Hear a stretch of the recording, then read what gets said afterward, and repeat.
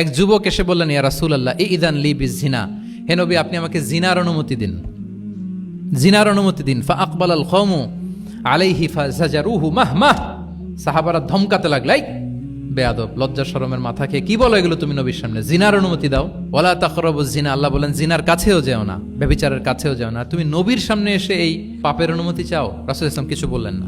একটু পরে যুবককে ডেকে বললেন, আতুহিব্বুহু লিবনাতিক, আচ্ছা তুমি যে জিনার অনুমতি চাইলে তোমার কন্যার সাথে কেউ এরকম আচরণ করুক, এটাকে তুমি পছন্দ করবে? সে বলল, লা ইয়া রাসূলুল্লাহ, কেউই পছন্দ করবে না এটা। আচ্ছা আতুহিব্বুহু লি উম্মিক, তোমার মায়ের সাথে কেউ অপকর্ম করবে, এটা তুমি পছন্দ করবে? লা ইয়া রাসূলুল্লাহ, না। আতুহিব্বুহু লি উখতিক, তোমার বোনের সাথে কেউ এই কাজ করবে, তুমি পছন্দ করবে? সে বলে, না।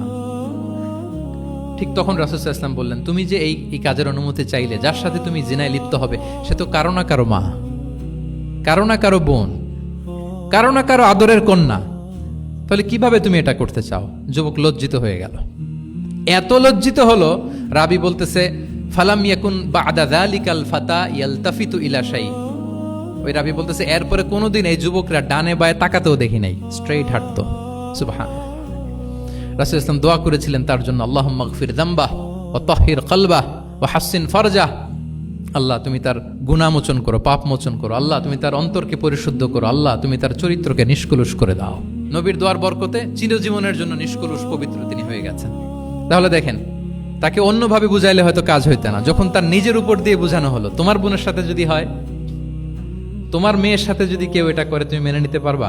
এটাকে বলে ইমোশনাল ইন্টেলিজেন্সকে কাজে লাগিয়ে, মানুষের আবেগ অনুভূতিকে নাড়িয়ে দিয়ে, teaching by touching the heart, teaching by touching the emotions, emotional intelligence তিনি ইউজ করেছেন শিক্ষাদানের ক্ষেত্রে। অর্থাৎ আবেগ অনুভূতিকে নাড়িয়ে দিয়ে ছাত্রকে ইমোশনাল বানিয়ে তারপরে মেসেজ দেয়া। সুবহানাল্লাহি ওয়া বিহামদিহি।